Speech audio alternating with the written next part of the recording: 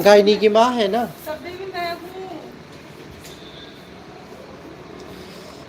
एक गायनी की माँ छोड़ दिया हमने रात में, क्या दिक्कत है?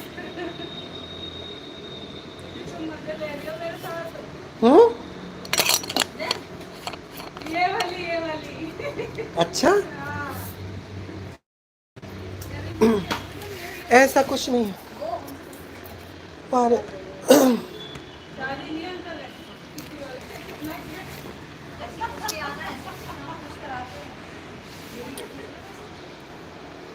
कहीं मुनो इसना।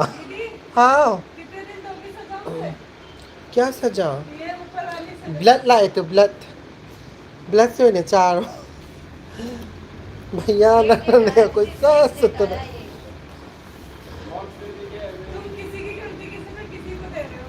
क्या बे पुलिस है क्या कोई? आई पुलिस रहती है को कंगाल mới nằm ở đâu nè. Hai mươi em, hai mươi lại cái say am thai gì qua rồi ngasi đi heavy duty oi kre qua hay hay tiệt quá hai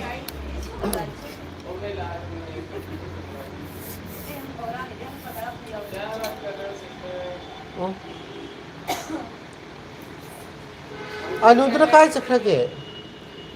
अभी जो है कि हमने एक और यहाँ करके दे दी अनु कहाँ है मैं तो नीचे जाने की ना अनु को रूम देना पड़ेगा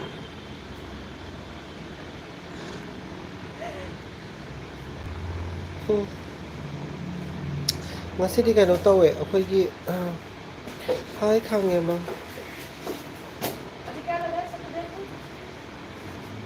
kano tawba ngasi do sa su wa kai ba pura akhoi file work tagi kai digi pura set up ma tawwe bu department ma adu gi thabak se acha ꯑꯗꯨꯗꯒꯤ ꯉꯁꯤ ꯊꯕꯛ ꯈꯔ ꯆꯤꯟꯗꯦ ꯃꯊꯛ ꯃꯈꯥ ꯈꯔ ꯆꯦꯟꯕ ꯋꯥꯏꯌꯦ ꯑꯗꯣ ꯀꯩꯅꯣ ꯇꯧꯋꯤ ꯆꯔꯥꯁꯨ ꯍꯦꯟꯈ꯭ꯔꯦ ꯉꯁꯤꯗꯤ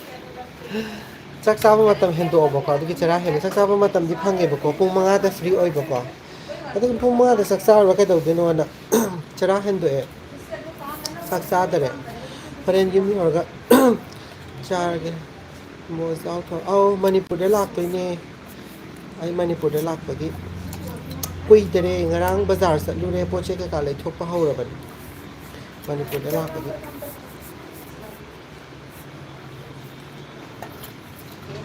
ꯀꯩꯗꯣ ꯏꯟꯗꯤꯌꯥꯒꯤ ꯐ꯭ꯂꯦꯛ ꯑꯃ ꯊꯥꯖꯤꯜꯂꯛꯏꯁꯤꯅ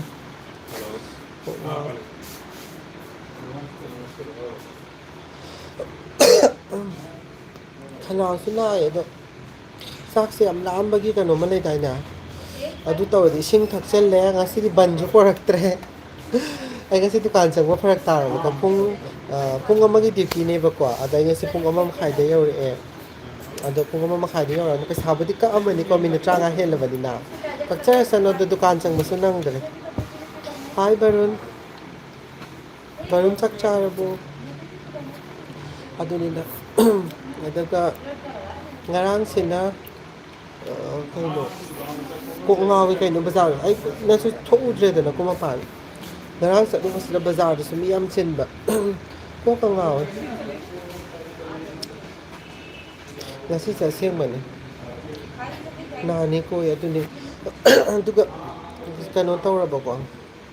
ꯈꯪꯗꯦ ꯉꯁꯤꯗꯤ ꯌꯥꯝ ꯋꯥꯏ ꯍꯥꯏ ꯍꯩꯇꯦꯀꯣ ꯋꯥꯗꯤ ꯌꯥꯝ ꯋꯥꯏ ꯑꯗꯨꯒ ꯃꯤꯠꯁꯨ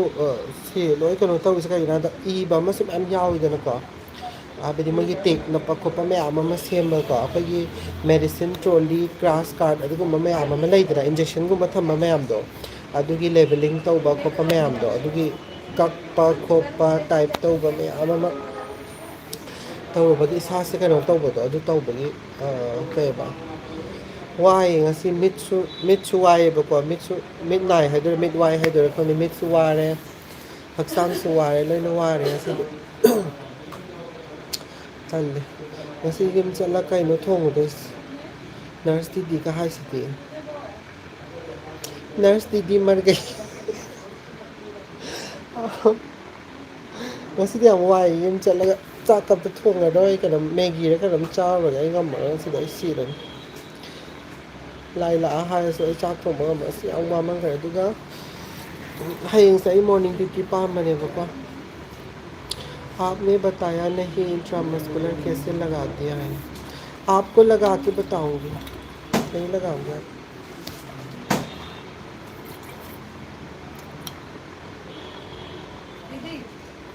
हाँ किस रिगार्डिंग ये पहले पी लो उसके बाद बात कर लूंगी मैं ये पी के वॉशरूम फिर बात करूंगी जब तक मेरे को से डाल के पिला दिया चाय पे नहीं दीदी मेरे को बात करनी है हाँ हाँ कर लूंगी बात कुछ ऐसी नहीं है बस ये करनी रज़ाक खान आप भूत हो क्या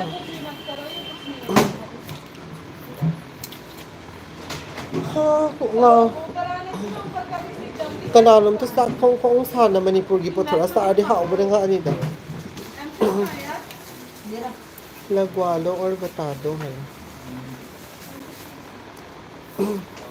नहीं नहीं ऐसा नहीं बताना कहाँ से ऑफ है नॉर्थ ईस्ट हॉस्पिटल में नहीं था ओके हॉस्पिटल सिरा CH साउथ दिल्ली सज थोड़ी सी में आम ई सिद्धि हाय मालक डेल्टोइड तो बता सकती हो नहीं ये ना मैं थक गई इसलिए वैसे थोड़ा सा मणिपुर की मेरा इसमें बात करना चाहते इसलिए नर्स स्पीकिंग नो आपको हिंदी आती है हाँ हमें बहुत हिंदी है कब बताओगे एक ब्लॉग बनाऊंगी ठीक है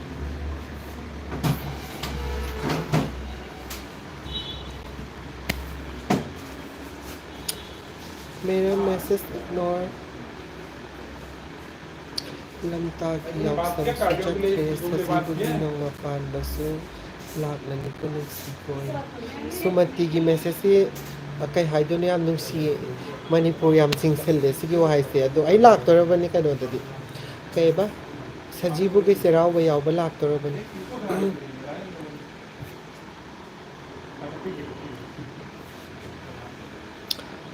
sa sila o nganu kung baro na di nganu chadi eh Nani nganu thong mo kaya chai na aha ho ba ai cha ti nganu ti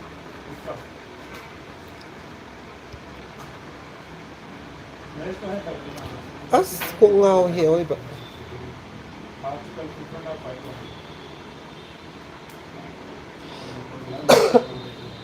isa si yum thom da yam lang ba do du taw ba lang ni ka ba harau boy kai boy ma le dai da adu taw ba hau re ba ai chakada ba koi de da Manipur da do ay flight ticket budi kakri bako yam nungai hai flight ticket budi kakri kakke to bane do ngarang do kai ba Air India Express to do budi phangi bo kitang phone ne mi mayam na nahan dum su kana dum na hai ko ne ko ai maming de kaw ba adu kakka yam nungai ta bane delay to ba cancel to ba kai nam hai du gi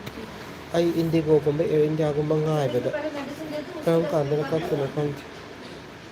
No hai bese kya rakha hai habado धीरज न होंदा sir medicine की 10 minute बाद लगा दूंगी ठीक है थबक फपिने साइ से और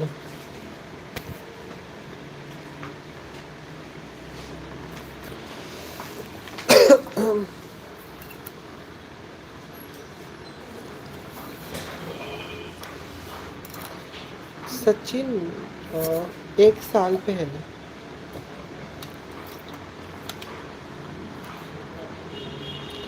यावसंग स्पोर्ट खाइदो आई यूट्यूब ते येंगिने कईगी से कई हाइने बरुन नंग हाइदो चाकसारई अच्छे नंग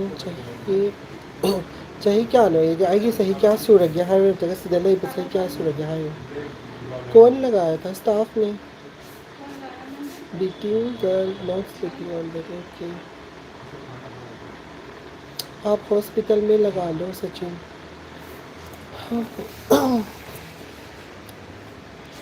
सॉरी वाबा इसकासे मीट का लोई कुट खरे को अवाब से स्वाइट ताई Haider अदुगी ngasi da waय square na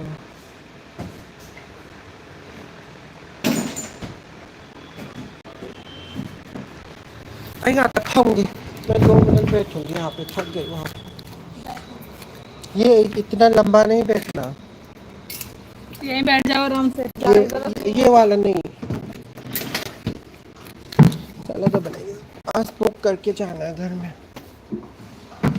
थक गया था हम मुझे खा लो मुझे कौन लेके आया मैं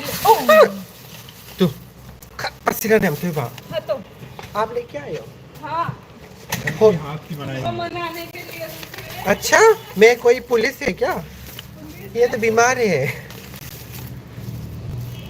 थैंक यू होली यावसंगी support ni ma ti eloi maksidi kan utke tau bane ti khre to ai ma fai tong nia ta tho khre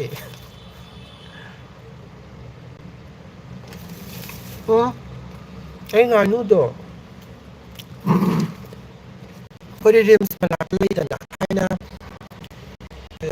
school kari ngai matam ko nganu chana burger to ko adu akhoi sa ba kan da lasing yawra me khole ga hai ko ko adu ga is ikai da nan sa ga wai do coffee ama thak chel do te khatna ba hai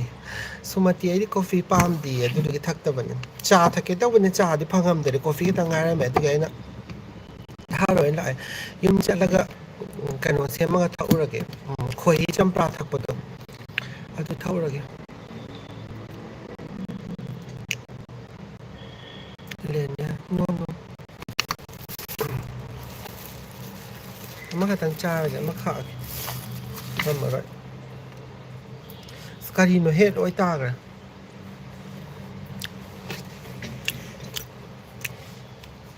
gujia hai badane mai ga yaw sangdam por e staff ka kai na pu ke na ke li jibo lai phatta bi sina por por jo am sa de oi ba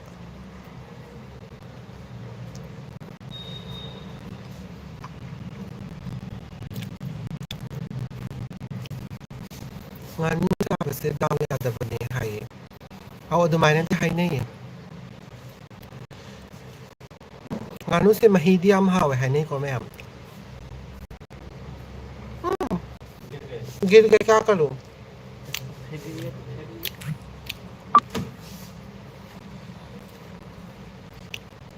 नमस्ते छोटू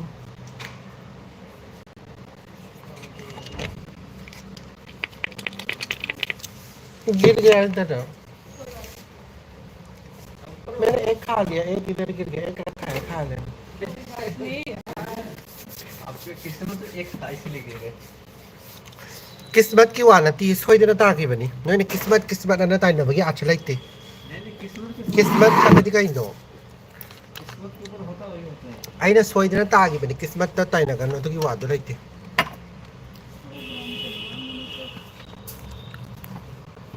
इधर आ जाओ उधर जाने दो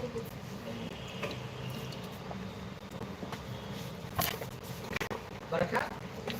आ रही patient देखने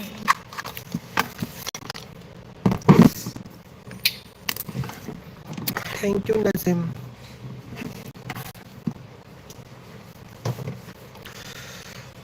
मैं Y साना खितंग वाबा कावे वा यामना ngasi kaino khangde ai nungtigi di haidabani waba se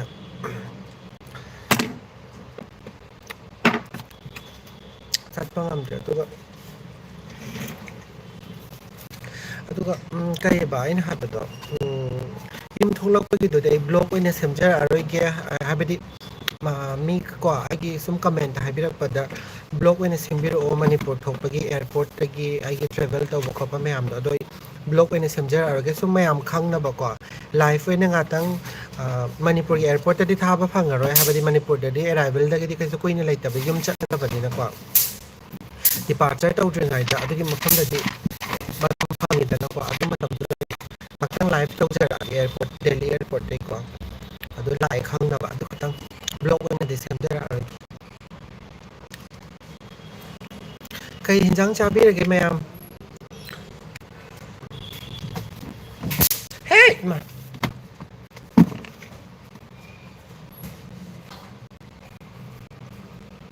disturb नहीं कर रही है पूरा घूम के जा रही ꯃꯌꯥꯝꯅ ꯃꯨꯛꯕꯥꯡ ꯇꯧꯔꯣ ꯍꯥꯏꯃꯟꯗꯅ ꯑꯩ ꯀꯩꯅꯣ ꯇꯧꯋꯦ ꯉꯔꯥꯡ ꯕꯖꯥꯔ ꯆꯠꯂꯨꯕꯗ ꯃꯥꯏꯛꯇꯣ ꯕ꯭ꯂꯨꯇꯨꯠꯀꯤ ꯋꯥꯌꯔꯂꯦꯁ ꯃꯥꯏꯛꯇꯣ ꯑꯗꯨ ꯂꯩꯔꯛꯑꯦ ꯉꯔꯥꯡ ꯃꯊꯪ ꯀꯩꯅꯣ ꯇ꯭ꯔꯦꯛ ꯇꯧꯈꯠꯂꯛꯀꯅꯤ ꯅꯥꯀꯟꯗ ꯃꯅꯤꯄꯨꯔ ꯆꯠꯂꯀꯥꯟꯗ ꯃꯅꯤꯄꯨꯔꯒꯤ ꯆꯥꯛ ꯌꯦꯟꯁꯥꯡ ꯃꯌꯥꯝ ꯆꯥꯖꯔꯛꯀꯦ ꯑꯩꯀꯣ ꯌꯨꯝꯗꯗꯤ ꯑꯩꯅꯁꯨ ꯊꯣꯡꯒꯗꯕ ꯂꯩꯇ꯭ꯔꯦꯗꯅ ꯑꯗꯨꯅ ꯊꯣꯡꯍꯜꯂꯒ ꯃꯈꯟ ꯆꯥꯔꯛꯀꯦ ꯑꯩꯈꯣꯏꯒꯤ ꯑꯉꯥꯡꯁꯤꯡꯒ ꯑꯣꯏꯔꯣ ꯑꯩꯈꯣꯏ ꯃꯥꯒ ꯑꯣꯏꯔꯣ ꯀꯅꯥ ꯆꯥꯃꯤꯟꯅꯔꯛꯀꯦ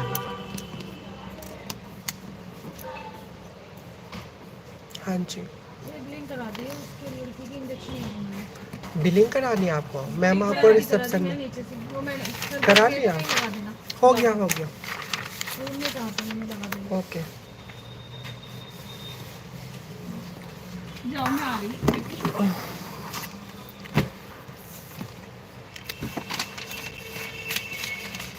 नेटवर्क से चप्तब्रा अमता हाइबिरओ कैनुला कहाँ मिलेंगे दीदी हेलो केनुला नंग खंग्रबने अमत खंग्रबने नंग थबक तौग्रबने से पूरा चलो पिंक मचू से पिंक बेंस अच्छी है तो पिंक लगाओ छोटा सा बच्चा है वो बेबी है हाँ करी मथेन चारगे है चाक चाद्री अयुक्तगी ngasi चरा हेले ngасai nungthin da chabado kaino aina o adusu kaino ne ai ngasi dukan chatla kaim poraktre ba ko मोगी कई हॉस्पिटल ममांग मंदिर लेबनीना अदुम प्रसाद येन बला एबो को अदुम अदु येन बला आइगी दी टाइगर बिस्किट तो इन पिरामे मोय मंदिर दे कनो जे पीबा माल बिस्किट कुम जे पुकत कटले मयांगी से ज्ञान ता दे को खै मणिपुर दे बिस्किट कट प्रकट तबरा खदे मोय जी बिस्किट जो कट माल पेटी दा अदु की टाइगर बिस्किट तो म फंगे दो इन चारे चानिंग दा अदु चॉकलेट की अथम बदो कई थबक नो नंगा तौरिसे हाय सुमन हाय माने सुमन ने थौरिसे स्टाफ नर्स ने नंगी फिगर दो की चांग को चप चारे दो नय हनगनो आओ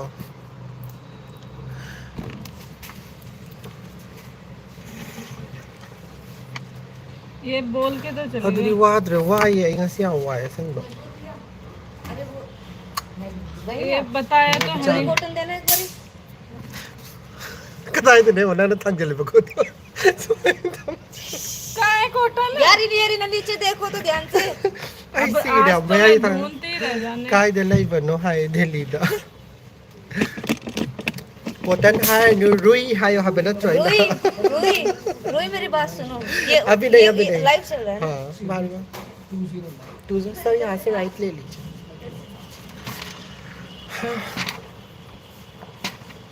100 ml में जाएगा ड्रोपिन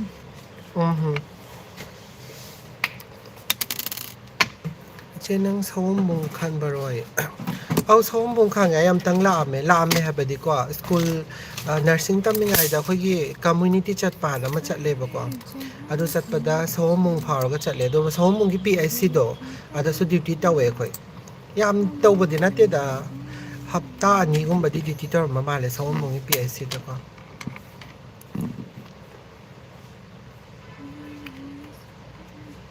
मी इसैगा nganga hidak yam load tawis di wakhane am nungai bi man size कितने पे hindi yam na haibado lak na bo hai lak tri da hindi yam haibido manipur nungai re na taw lai re ngarang nahan kariba moirang da chatlui hai nahan na kariba waithau da coffee thak pa chatlui hai ke no yam chatle ma di yam na ai kalak pa na sido re haba ai chatning ai manipur to pa lots love from manipur nungai na lai bio hai thank you Sophia nang na manipur da lak pa da ai emuk chatlani hai adun ako ba ni musinara ai mo nga agi ko manipur da समझ नहीं आ रहा है ना मारी खंग दबन एक भी नहीं आ रहा इतना सा भी नहीं आ रहा मुझे नहीं आएगा ये अलग की लैंग्वेज है इससे अच्छा तो हिंदी बोलते हो आप अच्छा हिंदी क्या कर हिंदी नहीं समझेगा ये मणिपुर की इंसान है मणिपुर कहाँ पे है दीदी ये मणिपुर कहाँ पे कमाई ताक तो इनो मणिपुर से वो मणिपुर ये है ना गुवाहाटी के पास है गुवाहाटी के पास पहाड़ है ना उसकी बात है वो मणिपुर मणिपुर पनीपुर मत पूछो अपना काम कर लो ये तो दीदी अभी चली जाएगी और क्या लग रहा है तुमको मणिपुर क्या लग रहा है दीदी आप भी बातों में लगा रहे उसे मैंने थोड़ी ना इसने पूछा तो मुझे मैं काम भी तो कर रही हूँ हाँ बारिका हद थैंक हो यू गई है सो ग्रेट यार मेरे को आई चीज़ याब दा जेल दा लई भी पुलिस तो मगा उस बिना तंत्रों को दारे मैंने क्या बोला जेल की पुलिस है क्या ऐसे भूत की तरह बोल रहे हंड्रेड लगाने चले आई सी रे गातंग नो को से वहां बकाओ को मैं पहले पहले फर्स्ट लगा देती हूँ जो मर्जी लगाओ अभी इन अंकल का देखती हूँ इन अंकल का तो कुछ भी नहीं है हजबी ने धाई ने नम तो बको कंगाओ अंकल का कुछ नहीं फिर क्यों परेशान कर दिया आंटी मुझे कोई हुजिक नुंदांग तार मणिपुर अमुक तोय बा ओंथोना रिम्स दा लाइंग बा लाखो मयांग ना किसको लगा रही है वही साब ये मेरे को एक नया बच्चा मिला अदु ने सुमन कोई दे दा काय दे कि इसे रब्बे ते बुलाना था यार अंकल को साव दे दा सम कैसो काय दी मजबूर ना तब आई तामिनरी बाई हुसे आई ना कंदा लेबा ngang ani se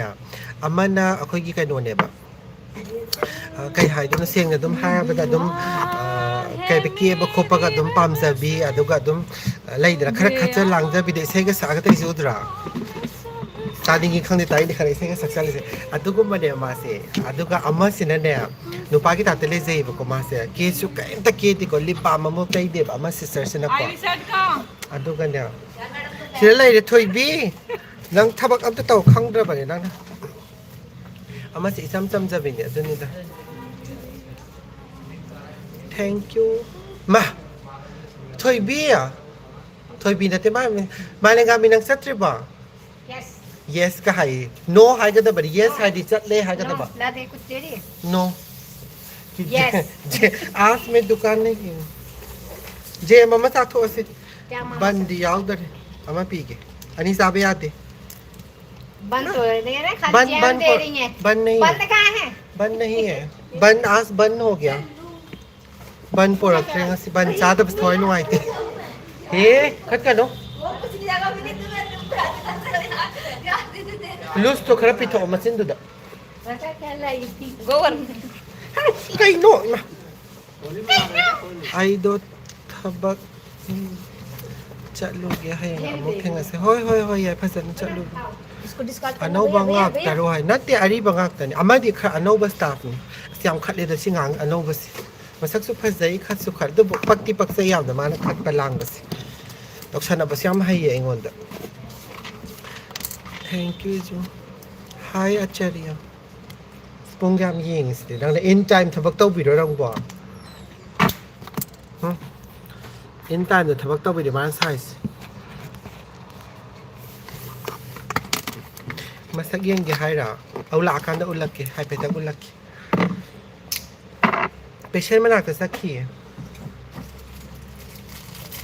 where are you masi kari I'm good anano sir को आदत चली लग रहा है kai no minang kai no si doctor kai no ये विलन जो है ना ये यही नहीं चाहिए मुझे sir good evening good evening sir ठीक है सर आपका नाइट है सर दीदी रोज तो रात ही बनाते हो भूल मैं भूल जाते हैं ना दीदी और इनकी नाइट कब यस तक है यस यस थैंक यू हाँ हे कोई दीदी, रबो लाइट था बच्चे से मंजू कोई बाहर जो रखा गया तक मिनिट्रा मुक्ति मुझे कोई ये बाहर बताओ इनकी नाइट कब तक है कब तक है हाँ मैं बात करूँगी अभी you can call me sister not miss ngasi di ka insang thong do de ngasi di jang thong ro ai chak thong ba gi thong na lai te ngasi di ai chat la ta bani nga tang le ra ga ai cha ro ngasi ngam ma ai chak thong ba song ngam ma ya wai ngasi di aduga audit ki ko videography su to bo do ai na number ko ta taw ba am yaw ai ba ko adu du gi su ko ngao ba ai se thengna ra ti pa am tang kai hai no raja khan hai se kana no ai khang ti raja khan se ra blog ama to san bi lo ka tro ke si ko tau khra ba dai เขาปักนั่นน่ะจัด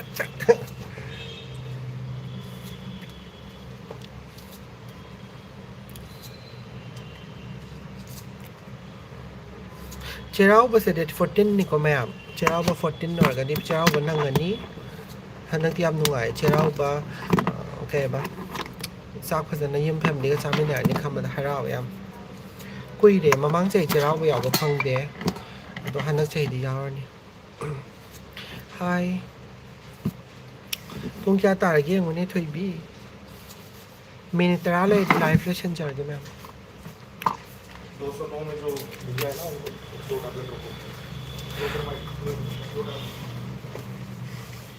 loose motion है tablet अनि pizza वही रोको मस्ती एजे गिनोपिडो मस्तक याम माने कायदनो महाय मा खंगदी मन जुआईती private hospital दर ये क्या कर दिया इसका? प्राइवेट हॉस्पिटल दर नहीं तो गवर्नमेंट के नते दा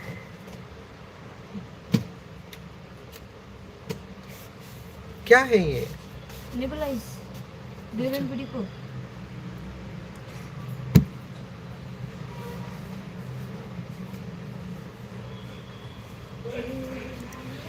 Hawar. Ising sa haido po gar ay nga ba?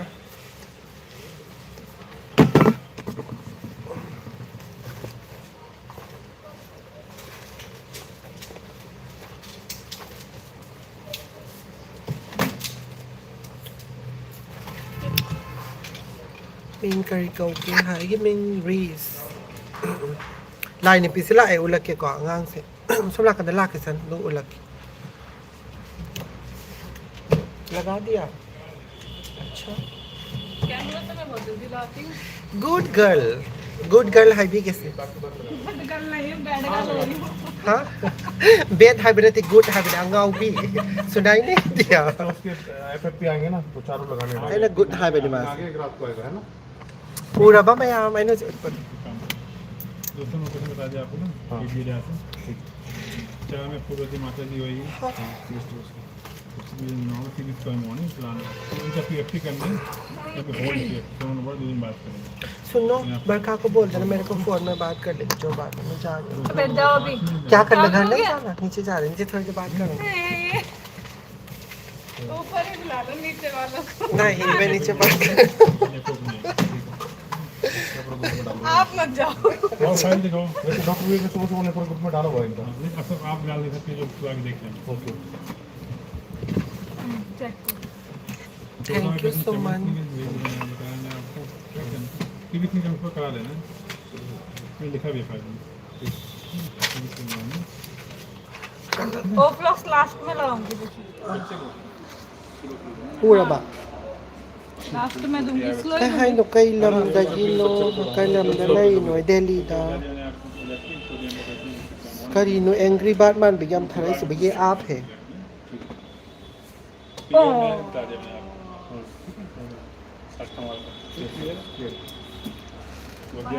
Kay no mi ay se. Note लेके जा रहा हूँ सारे हाँ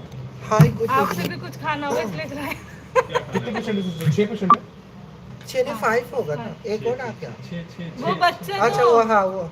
बच्चे की फाइल बनी क्या हाँ तो 6 है टोटल. बच्चा छोड़ 6 है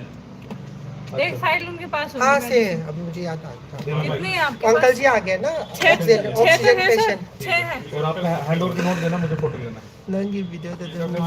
Thank you so much Emoino. अच्छी है जी ना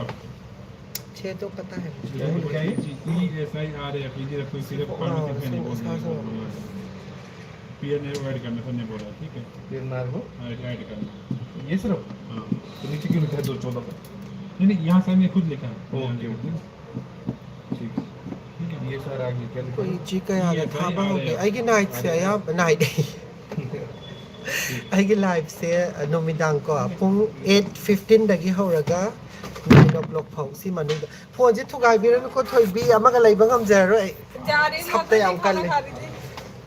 बस टैबलेट देना रह गया इंजेक्शन हो गए जाओ ये टैबलेट किसको लेके दी सर ने Good night, मंजू. जनरल बोल रही थी ये ला रही हूँ टैबलेट है तुम्हारा तो कुछ नहीं आई चल लगी मखा वाह आई हे यही बैठे रहो ये ये देखो आई सखिनो ये नाइट ड्यूटी करते हैं नहीं मेरे साथ मर जाओगे आज थक गई मैं क्यों आज काम था कहाँ से दिख रहा? काम 5 पेशेंट रह गए अच्छा और बाकी सब डिस्चार्ज कौन कर रहे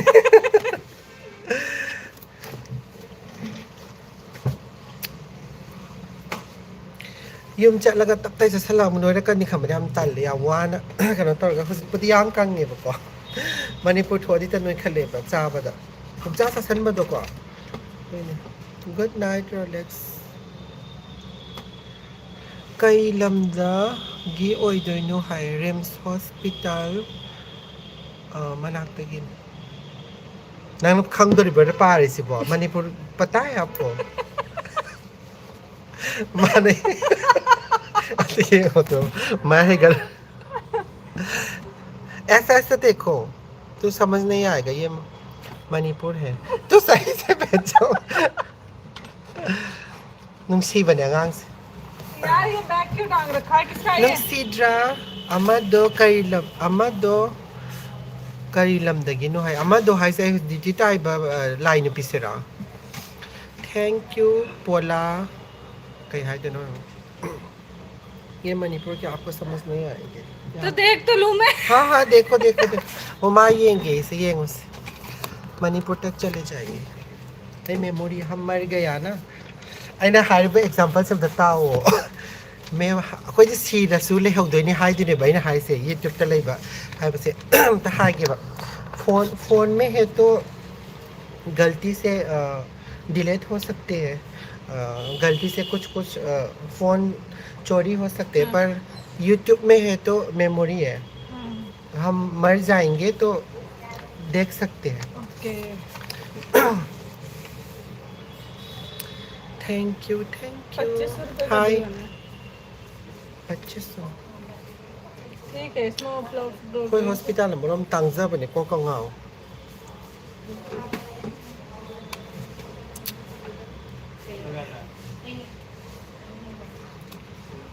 She is from Manipur. No, लेके चलेंगे she is फाइलें। from Kanpur. Have dinner? No. File लेके नीचे चले गए। मेडिसिन कैसे करूं मैं? आने दो ना. Hi Prince. Date kaya do tholak to ni maite cheraw bade 30 dani hai. Ai handak maite cheraw badi nangaroi bemcha kano gaura gi do ina nangani. Nare ai iroi sembada gini o handak jo yeng bala kani thengasi. मत देखो उनको, करने दो, लगे रहो। Kai gino ai ko to lagi yeng si bonoy na. Master मेरा अच्छा है मत देखो कदो भी यंग नहीं बोलो नजर लग जाएगी। देखने से थोड़ा कुछ करते हैं नजर लग जाती है। किसी की नजर ना लगे देखने से नजर लग आप लोग ऐसा करते हैं ना इसलिए मैं यम तो कि तंग यंग ना बदने इस नजर अदु तो ग्राम तो अदनी दाइन तो सम नोक से ना तो बने Where are you right कैसी now? है ये gujiya? Right now I'm in Chhatarpur gujiya अच्छा है पर ये ना वो हो गया मीठा मीठा मीठा नहीं तो टूट गया सब हाँ दिखाओ। मंगे से सबको बोले जा रहे कि मैं सोती हूँ असला मैं दिमाग खराब मत करो ठीक है ना मेरे इनके साथ ड्यूटी मत लगाओ मेरे को ना हाउसिक कायदा आई हाउसिक लाइस दिल्ली दन 200 कानपुर कहाँ से पूछो ना आई कई डॉक्टर के प्रिंस नंग ना आ कई नो नंग लाई दो ना आ कई नो दा कई बा नंग लाई ना इंडिया मैप की मतों दा मान लाई ना मैं आई तक डॉक्टर के हर बार मुझे आपसे ले रखा है कहाँ से कौन सास्ते ये तो बाद में बिल्कुल ही ऐसा लगे मखादा एक दिन को समझ में आता ये ऐसे ऐसे डॉक्टरों को आई मखादा ना तंग फारा ना लड़की की बात। आपका थोड़ी सुनेंगे अभी इनको पता नहीं ये बात करूंगी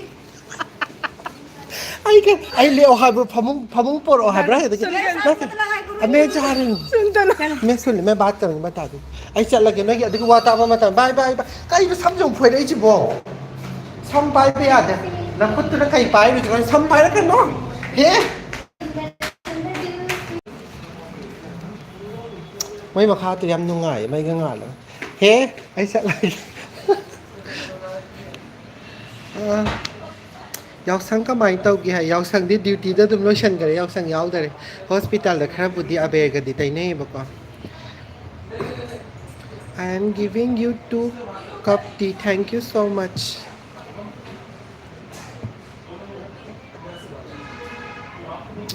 मैं तार बने याम खत ले मधुने फिर दुनिया याम खत बने से कमाई तो ꯀꯌꯥꯝ ꯀꯨꯏꯅ ꯇꯧꯗꯣꯏꯔꯥ ꯇꯧꯔꯣꯏꯗꯣꯏꯔꯥ ꯈꯪꯗꯦ ꯃꯥꯏ ꯊꯕꯛꯁꯦ ꯈꯠꯃꯜꯂꯦꯕ ꯌꯥꯝ ꯃꯅꯤꯄꯨꯔꯗꯒꯤ ꯅꯠꯇ꯭ꯔꯣ ꯍꯥꯏꯌꯦ ꯑꯧ ꯃꯥꯅꯦ ꯑꯩ ꯃꯅꯤꯄꯨꯔꯗꯒꯤꯅꯤ ꯍꯦ ꯀꯩꯗꯧꯕꯒꯤ ꯍꯪꯗꯣꯔꯤꯒꯦ ꯅꯪꯒꯤ ꯄ꯭ꯔꯤꯟꯁꯁꯤꯅ ꯃꯔꯣꯟ ꯑꯃ ꯏꯔꯥꯡ ꯇꯧꯕꯅꯤ ꯀꯩꯗꯧꯕ ꯍꯪꯗꯣꯏꯅꯣ ꯃꯤꯒꯤ ꯂꯝꯗꯨꯕꯣ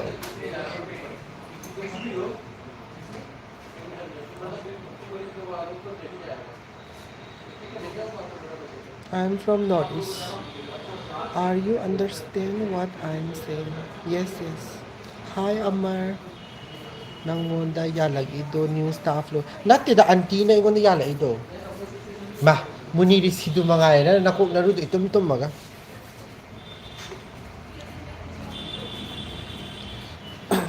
Amta hango bay ay hoy ay mga mathakta lehore makada la ay hayang hangaga hairage. Nungay Sophia. Hi Prakash. Medicine लेकर फाइल लेकर आ गई Si kaya sa lugi ng side dagi.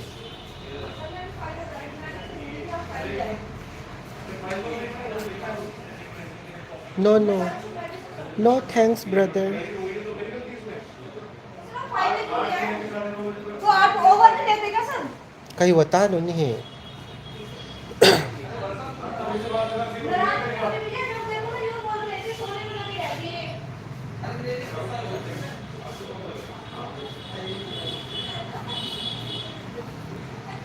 Kayo na prince nang tawaya mo dito kita magta.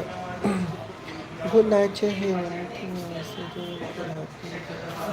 Hoy ay hanak ti kaya kano di taw tra ba ne dito dito. क्या मणिपुर का है live चल YouTube का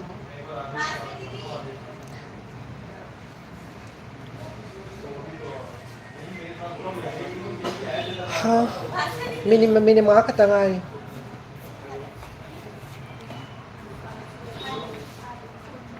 minimal baga live lesson siya duty lawyer da yung chala da bane gari book tar da bane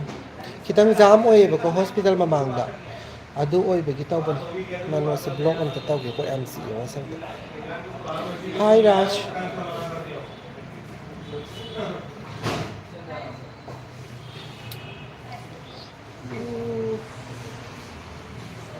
lai yam lay city lai yam lay ba na ko ito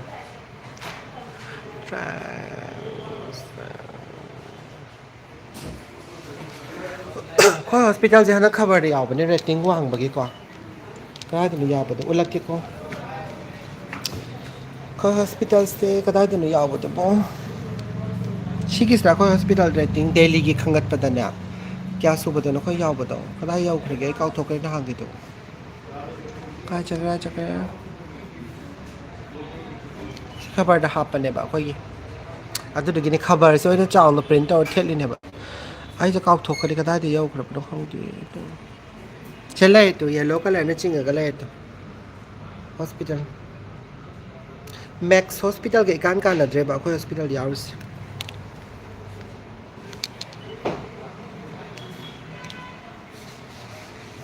misi kai no misi thank you Sophia duty loire Prince angry bato udabo ko ire tamina drama angry bato no minini suti lawe mado moi kana no manai hai ma che ke tawe to hayeng da gidi ma evening tamina ni aduga ai hangchit da gidi ayuk amuta do ne ba ko adurida hada message amma khatang paraga live lo sinjarage manipur ge message am paraga kanai message no pa do se aro ba matang paraga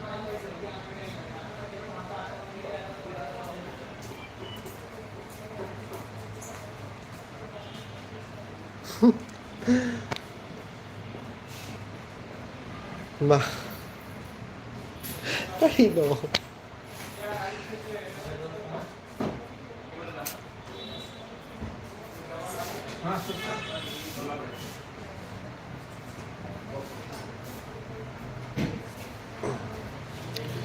Good night Manipur gi lamdo ningsing bro aw ningsing e kainogi ke ba Sophia ki message se paraga lo sinjarage Sophia thank you so much live ing biba ko ate mayam se am nungai jaye ai Manipur se am ningjang ye Manipur se sakada ba koi tre Manipur la pa kana thengna se क्या है sir बुला रहे समझ नहीं आ रहा आ रहे हैं ना सर लाइव वीडियो कर रही है क्या है? मम्मी से बात नहीं कर रही झूठ बोल दिया